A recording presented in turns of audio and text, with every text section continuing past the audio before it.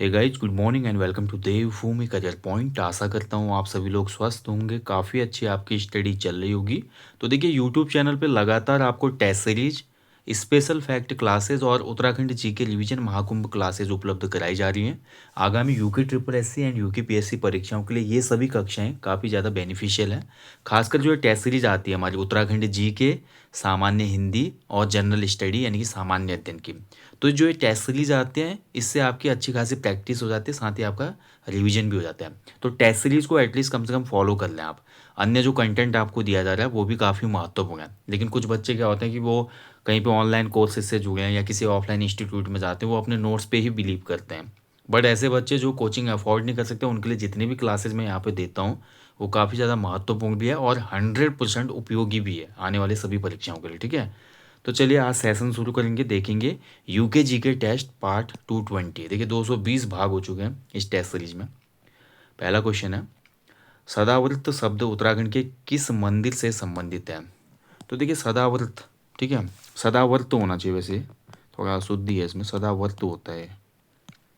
जो सदावर्त है भैया, ये आपका निम्न में से किन मंदिरों से संबंधित है? काफ़ी अच्छा क्वेश्चन यहाँ पे पूछा गया है। देखिए सदावर्त जो भूमि दी गई थी ना, मध्यकाल में हम पढ़ते हैं बद्रीनाथ और केदारनाथ को बहुत सी भूमि सदावर्त दी गई थी। सदावर्त का मतलब होता है आपका धर्मार्थ कार्य के लिए। ठीक है, तो धर्मार्थ जो उसमें कार्य होते थे, यानी कि उसमें काफ़ी श्रद्धालु बद्रीनाथ केदारनाथ की भूमि में आते थे, तो वहाँ पर देखिए धर्मशालाओं की आवश्यकता थी। उसके अलावा यात्रियों के खाने की, रहने की सभी सुविधाएं चाहिए थी। तो जो भी वहाँ पे टैक्स आता था, आसपास की जितनी भूमियाँ थी उनको सदावर्त भूमि घोषित किया गया था शासकों के द्वारा। ठीक है, गूंठ भूमि अभी अलग होती थी, जो मंदिरों को दान होती थी सीधे, वो गूंठ भूमि कहलाती थी। सदावर्त भूमि हमारा जो भी श्रद्धालु आते थे या धार्मिक तीर्थाटन होता था, तो धार्मिक तीर्थाटन के लिए दी गई भूमि होती थी, ये राजस्व मुक्त। ठीक है, चलिए अगला क्वेश्चन है, उत्तराखंड में समान नागरिक संहिता समिति के अध्यक्ष कौन थे? तो देखिए आपको पता है उत्तराखंड ने भाई यूसीसी लागू किया। ठीक है, यूनिफॉर्म सिविल कोड। केवल जनजातियों को छोड़कर राज्य की जो जनजातियां हैं उनको इसके दायरे में नहीं लाया गया है। जनजातियों को छोड़कर, एक्सेप्ट जो हमारी ट्राइब्स हैं, बाकी सभी को यूसीसी में लाया गया है, वो हिंदू हो, मुस्लिम हो या कोई भी कम्युनिटी हो। ठीक है, तो यूसीसी, इसकी जब यूसीसी को जब गठित किया जा रहा था समान नागरिक संहिता, तो उसमें इसके जो अध्यक्ष बनाए गए थे कौन थे? वो ऑप्शन बी, सेवानिवृत्त रंजना प्रकाश देसाई। ठीक है, तो ऑप्शन बी इसमें सही आंसर हो जाएगा, रंजना प्रकाश देसाई। अब मुझे आप कमेंट बॉक्स में कमेंट करें, उत्तराखंड में यूसीसी कब लागू हुआ था? कब लागू हुआ ये आप मुझे बताएंगे कमेंट बॉक्स में। ठीक है, आपके लिए भी कुछ सवाल होने चाहिए, तब थोड़ा एक्टिव रहेंगे आप। अगला देखिए, उत्तराखंड में आपदा प्रबंधन का प्रथम अभिनव प्रयास करने का श्रेय निम्न में से किस कमिश्नर को दिया जाता है? तो इनमें से कौन सा कमिश्नर था भैया जिसने सबसे पहले डिजास्टर मैनेजमेंट के लिए प्रयास किया? एंड इसका जो राइट आंसर है भाई, डिजास्टर मैनेजमेंट के लिए सबसे पहले प्रयास किया था हेनरी रैमजे ने। ठीक है, सी आंसर हो जाएगा, ये हेनरी होना चाहिए, गलती हुई है यहाँ पे, Henry Ramsay. Henry Ramsay Lord Dalhousie का क्या था? चचेरा भाई था।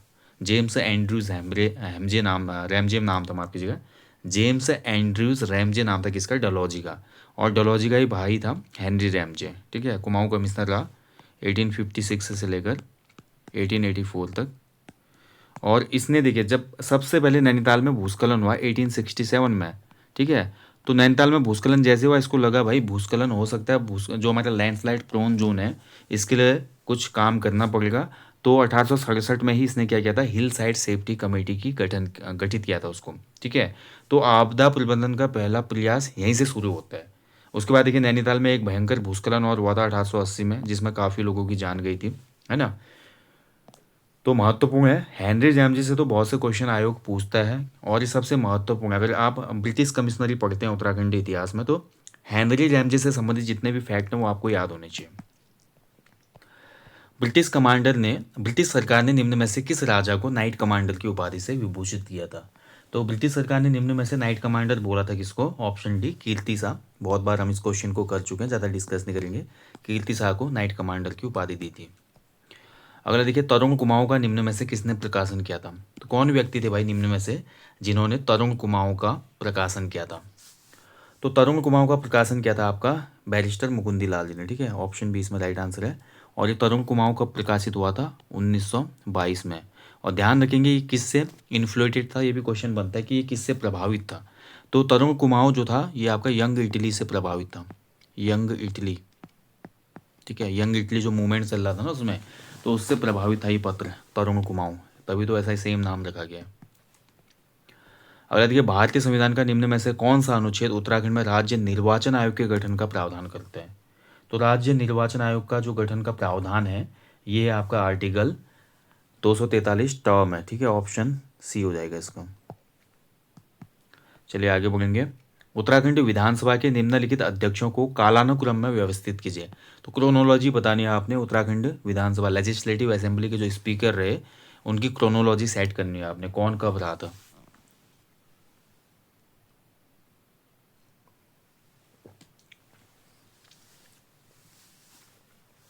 तो इसका जो सही उत्तर हो जाएगा, देखिए इनमें सबसे पहले अगर बात करें, जब उत्तराखंड राज्य का गठन हुआ पहले जो विधानसभा अध्यक्ष थे अंतरिम, वो थे प्रकाश पंत जी, ठीक है। प्रकाश पंत जी रहे 2002 तक। 2002 में जब पहले विधानसभा चुनाव हुए तो हमारे कांग्रेस की सरकार आई और एनडी तिवारी जी हमारे मुख्यमंत्री बने थे और साथ ही यशपाल आर्य जी विधानसभा स्पीकर बने थे, ठीक है। तो पहला हो जाएगा नाम 3, यशपाल आर्य, 2002 से 2007 तक।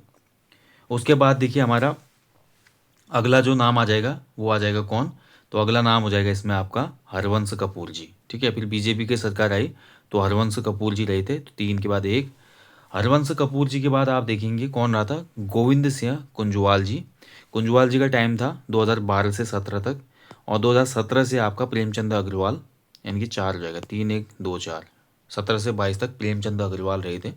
और 22 में हमारा उत्तराखंड में पहली बार ऐसा हुआ किसी महिला को विधानसभा स्पीकर चुना गया, ठीक है, पृथक राज्य के बाद। हालांकि उत्तर प्रदेश में जब हम थे तब ऐसा हुआ है पहले, ठीक है। तो 3 1 2 4 रहेगा ऑप्शन सी। नेक्स्ट देखिए, उत्तराखंड में पंचायतों में महिलाओं को 50% आरक्षण कब प्रदान किया गया था? तो उत्तराखंड की जो पंचायती राज व्यवस्था है इसमें महिलाओं के लिए 50% रिजर्वेशन सीट्स में, ठीक है। टोटल जो सीट आएंगी उसमें 50% महिला सीट होंगी। ये रिजर्वेशन 2008 में किया गया था, मार्च 2008 में। ऑप्शन बी इसमें बिल्कुल सही उत्तर है।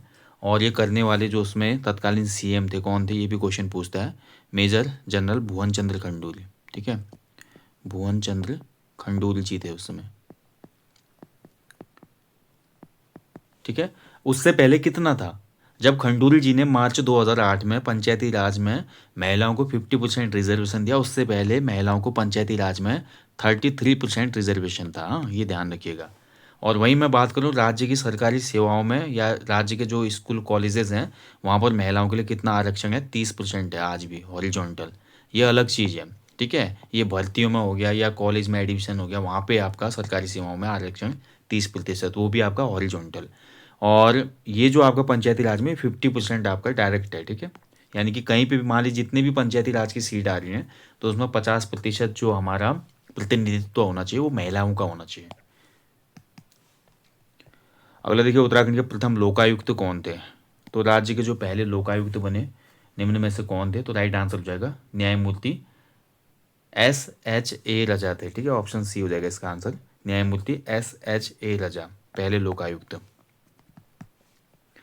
अगला देखिए, पहाड़ी क्षेत्रों में पलायन की समस्या के लिए हर पहलू की जांच के लिए उत्तराखंड सरकार ने कब ग्रामीण विकास और विस्थापन आयोग की स्थापना की? तो ग्रामीण विकास और विस्थापन आयोग या ग्रामीण विकास या पलायन आयोग इसको कहा जाता है। हालांकि नाम चेंज किया गया था, पलायन निवारण निवारण आयोग इसका अब अन्य नाम है, ठीक है। और इसको जब स्थापित किया गया था, कब किया गया था? तो ऑप्शन बी इसका सही उत्तर रहेगा, अगस्त 2017 में, ठीक है। बी आंसर सही है। अब एक क्वेश्चन हमेशा बन जाता है कि राज्य का सर्वाधिक पलायनग्रस्त जिला कौन सा है? राज्य गठन के बाद से सबसे ज़्यादा पलायन कौन से जनपद में हुआ है? तो सबसे ज़्यादा पलायन वाला जो जनपद है पौड़ी गढ़वाल है वो, ठीक है। ये भी कई बार एग्जाम में पूछा गया है। सबसे ज़्यादा जो माइग्रेशन हुआ है पौड़ी से हुआ है अभी तक पिछले 25 सालों में। उत्तराखंड सेवा का अधिकार अधिनियम कब बना था? तो उत्तराखंड जो हमारा राइट टू सर्विस एक्ट है ये कब आया था? तो ये आपका लाया गया था जुलाई, माफ कीजिएगा, 2011 में, ठीक है। ऑप्शन ही राइट आंसर हो जाएगा इसका, 2011 में आया था उत्तराखंड राइट टू सर्विस, ठीक है। यानी कि सेवा का अधिकार, बिल्कुल सही है। सेवा का अधिकार 2011 में आया था उत्तराखंड में। और उत्तराखंड में जो सूचना का अधिकार था वो राज्य में भी 2005 में ही लागू हुआ। ठीक है, संपूर्ण भारत में ये 12 अक्टूबर 2005 से लागू हुआ था सूचना का अधिकार, right to information. Right to information अलग है, राइट टू सर्विस अलग है, राइट टू एजुकेशन अलग है। ये सब अलग अलग आपके एक्ट होते हैं, ये आपको पता होना चाहिए। ठीक है, राइट टू एजुकेशन पूरे भारत में कब लागू हुआ था? 1 अप्रैल 2010 से। ठीक है, मतलब जिसमें आपका 1 से लेकर 8 तक की निःशुल्क शिक्षा, यानी कि 6 से लेकर 14 वर्ष तक के बच्चों की निःशुल्क शिक्षा का प्रावधान है। ठीक है, शिक्षा का अधिकार अधिनियम इसको कहा जाता है। अगला देखिए, प्रदेश के दुर्गम स्थलों में वनीकरण करने तथा भूतपूर्व सैनिकों को रोजगार के अवसर उपलब्ध कराने के लिए निम्न में से कौन सी योजना उत्तराखंड में शुरू की गई थी? तो जो हमारे एक्स आर्मी वाले रिटायर आते हैं, जब एक्स आर्मी हो जाते हैं हमारे सैनिक, तो उनको भाई रोज़गार दिलाने के लिए वो एक्टिव भी रहें और साथ ही उनको कुछ रोज़गार भी मिले। ठीक है, इसके लिए इको टास्क फोर्स बनाई गई थी उत्तराखंड में। ठीक है, तो यहाँ पर देखिए इको टास्क फोर्स के द्वारा वनीकरण का कार्य किया जाता है। ऑप्शन डी इसका राइट आंसर है। ठीक है, अब आप मेरे को कमेंट में बताएंगे इको टास्क फोर्स कब बनाई गई थी राज्य में। ठीक है, जो भी आपके फैक्ट मैं पूछ रहा हूँ प्लीज़ कमेंट करें, इससे आपका भी रिवीजन होगा। अगर ये फैक्ट आपको पता नहीं होगा तो आप ढूंढेंगे, इसलिए मैं कमेंट करने के लिए बोल रहा हूँ, नहीं तो हर चीज़ मैं बता सकता हूँ। निम्न आपदाओं को घटित होने की तिथि में सुमेलित कीजिए। एक तरफ देखिए आपदाएं दी गई हैं, दूसरी तरफ उनसे संबंधित तिथि दी गई है, तो बताना है आपने कौन सी आपदा कब घटित हुई थी। तो देखिए सबसे पहले हम देखेंगे यहाँ पे कौन सी आपदा कब घटित हुई। तो सबसे पहले केदारनाथ की जो बाढ़ आई थी ये आपका 16 जून होना चाहिए यहाँ पे। ठीक है, 16 जून होगा, 2013 में आई थी ये, 16-17 जून। तो एक का हो गया 4। ठीक है, इसके बाद हम बात करते थे कि उत्तरकाशी का जो भूकंप था, तो उत्तरकाशी का जो भूकंप था वो आपका 1991 में आया था, तो 20 अक्टूबर 1991 हो जाएगा। इसके बाद बात करते थे कि ऋषि गंगा घाटी में जो बाढ़ आई थी 7 फरवरी 2021 में आई थी, जिसमें आपका जो प्रोजेक्ट बन रहा था आपका NHPC का, उसमें भी काफ़ी ज़्यादा क्षति वहाँ पे हो गई थी, काफ़ी लोग वहाँ पे लापता हो गए थे। और चमोली में जो भूकंप आया था वो 1999 में आया था। ठीक है, तो 4-1-2-3 हो जाएगा आंसर, ऑप्शन बी। ठीक है, अब एक देखिए क्वेश्चन आने वाली परीक्षा में आपका बन सकता है। हाल में देखिए आपका जो बरसात का मौसम था उसमें उत्तराखंड में 2 जगह पर मुख्यतः आपदा आई, इस बार भूस्खलन हुआ था। एक तो आपका भूस्खलन नहीं बोलूँगा मैं, पूरा मतलब बाढ़ आई थी नदी के द्वारा। एक तो धराली था हमारा उत्तरकाशी, ठीक है, और एक हमारा थराली था। थराली जो है आपका ये चमोली में है, और धराली जो है आपका ये आपका उत्तरकाशी में है। तो धराली जो था आपका खीर गंगा और जो भागीरथी है उसके संगम पर था। आपने फुटेज देखी होंगी किस प्रकार से पूरा धराली का अस्तित्व ही समाप्त हो गया। मुखुआ जो ग्राम है जहाँ पर माँ गंगा का शीतकालीन आवास है उसके सामने वाला गाँव था। थराली जो है आपका चमोली जनपद में पड़ता है। यहाँ पर भी आपदा आई थी इस बार। उत्तराखंड में निम्न में से किसे पनीर गांव कहा जाता है? तो उत्तराखंड में देखिए पनीर गांव के नाम से जो पॉपुलर विलेज है कौन सा है बताइए। मैंने करवाया आपको। उत्तराखंड में देखिए जो लेटेस्ट हमारे जो ब्रांड नेम है, इस पर मैंने एक वीडियो दी है, आप अवश्य देखिएगा। ब्रांड नेम वाली वीडियो में मैंने आपको बताया उत्तराखंड में जो पनीर गाँव का है रोहतू की बेली को कहता है। ठीक है, ऑप्शन बी हो जाएगा इसका आंसर, रोहतू की बेली। मसूरी चंबा मार्ग में धनोल्टी के आसपास ये गांव पड़ता है, यानी कि टिहरी गढ़वाल में ये गांव है, ध्यान रखेंगे। ठीक है, टिहरी गढ़वाल में रोहतू की बेली। यहाँ के लोग क्या करते हैं, घर घर पनीर बनाते हैं। तो रोहतू की बेली काफ़ी पॉपुलर हो गया है, और 250 परिवार यहाँ पे हैं जो पशुपालन करते हैं और शुद्ध पनीर बनाकर उसको बेचने का काम करते हैं, जिससे गांव के लोगों की आजीविका का भी एक ये प्रमुख साधन है। निम्न में से कौन सा एक युग में सुमेलित नहीं है?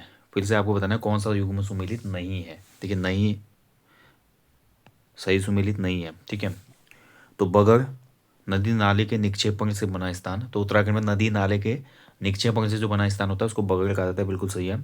उखड़, उखड़ जो होता है असिंचित क्षेत्र होता है उत्तराखंड में, बिल्कुल सही है। सेरा, ऐसा खेत जहाँ धूप नहीं पहुँचती। तो नदी किनारे के घाटियों में स्थित ऐसे खेत जहाँ पर धूप जो है काफ़ी कम पहुँचती है उसको सेरा कहा जाता है, बिल्कुल सही है। सीमार, ऐसी भूमि जो बंजर हो। ठीक है, ये बिल्कुल गलत हो जाएगा। सीमार या गजार, सीमार या गजार उत्तराखंड में दलदली भूमि को कहा जाता है। दलदली भूमि जो होती है आपकी ये बंजर नहीं होती।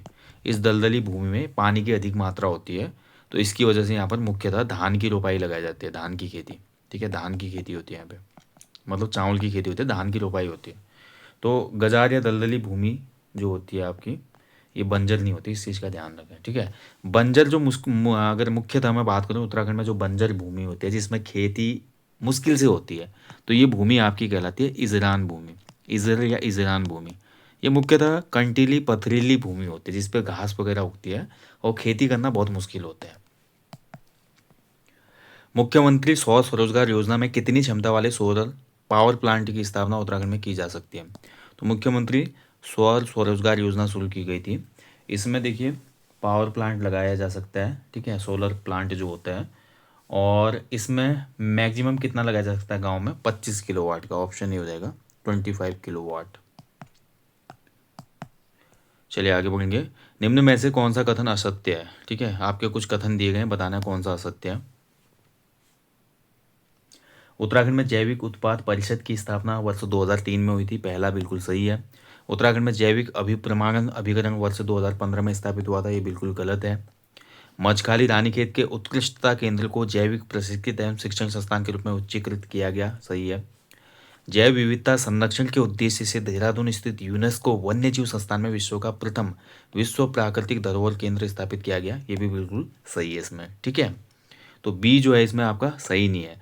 उत्तराखंड जैविक अभिप्रमाणन अभिकरण जो है 2015 में स्थापित नहीं हुआ था। इसकी स्थापना हुई थी आपका 14 मार्च 2001 को, 14 मार्च 2001, ठीक है। तो बी इसमें सही सुमेलित नहीं है। चलिए आगे बढ़ेंगे। उत्तराखंड आर्थिक सर्वेक्षण 2023-24 के अनुसार राज्य की अर्थव्यवस्था में प्रचलित मूल्यों पर प्राथमिक क्षेत्र का योगदान 2023-24 में कितना था? देखिए मैंने आपको पहले भी बताया कई वीडियो में, यूके ट्रिपल एस भी क्या करता है, लगभग 1 साल पुराना करंट अफेयर पूछता है। हालांकि लोक सेवा आयोग में आपका आप देखेंगे 6 महीने, मैक्सिमम 1 साल पुराना पूछेगा, लेकिन अधीनस्थ सेवा चयन आयोग तो कभी कभी 2 साल पुराना भी करंट अफेयर पूछ लेता है, ठीक है। तो 2023-24 का जो आर्थिक सर्वेक्षण था, इसमें अगर बात करें प्राथमिक क्षेत्र का जो योगदान था वो लगभग लगभग कितना था? तो राइट आंसर हो जाएगा इस क्वेश्चन का ऑप्शन है 9.9%, ठीक है। उत्तराखंड के किन दो नेताओं ने भारतीय राष्ट्रीय कांग्रेस के अमृतसर अधिवेशन में भाग लिया था? तो अमृतसर अधिवेशन में भाग लेने वाले जो दो व्यक्ति थे, अनुसुईया प्रसाद बहुगुणा और बैरिस्टर मुकुंदी लाल जी थे। बहुत बार ये क्वेश्चन मैं करवा चुका हूँ पूर्व वीडियोज़ में भी। लास्ट क्वेश्चन है, चंद शासनकाल में राजा जब किसी अपराधी को चाबुक मारने का हुक्म देता था तो चाबुक मारने वाले व्यक्ति को किस नाम से संबोधित किया जाता था? देखिए इस पर आपका लास्ट जो एग्जाम हुआ था यूके ट्रिपल एस सी का स्नातक स्तरीय परीक्षा, उसमें भी प्रश्न बना था, चकुआ पूछा था ना। तो चकुआ जो होता था चंद शासन काल में, ये अपराधियों को क्या करता था? चाबुक मारता था। चाबुक मतलब कोड़े, या बेंत, बेंत मतलब डंडा जो होता है, बेंत का डंडा। तो चाबुक या बेंत मारने वाले को चंद शासनकाल में चकुआ कहा जाता था, ठीक है।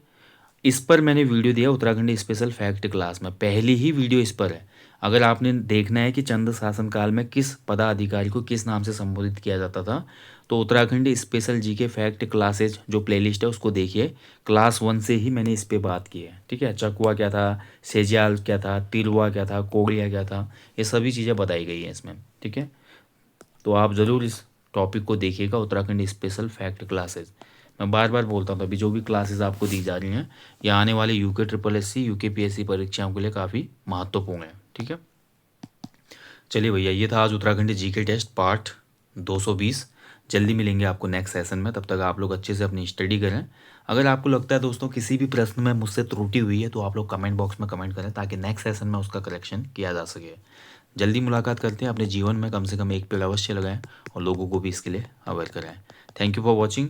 और हाँ, जाने से पहले इन महत्वपूर्ण इन्फॉर्मेशन देखिए, जिनको भी अगर एप्लीकेशन से कोई भी टेस्ट सीरीज कोर्स या कुछ भी लेना है, 31 जनवरी तक कूपन कोड है, ठीक है। तो कूपन कोड का भी लाभ उठाएं आप लोग, और लास्ट डे है कूपन कोड का, उसके बाद आपको फिर ये छूट नहीं मिलेगी, 20% ऑफ है सभी कोर्सेज पे, तो इसका लाभ उठा लें आज।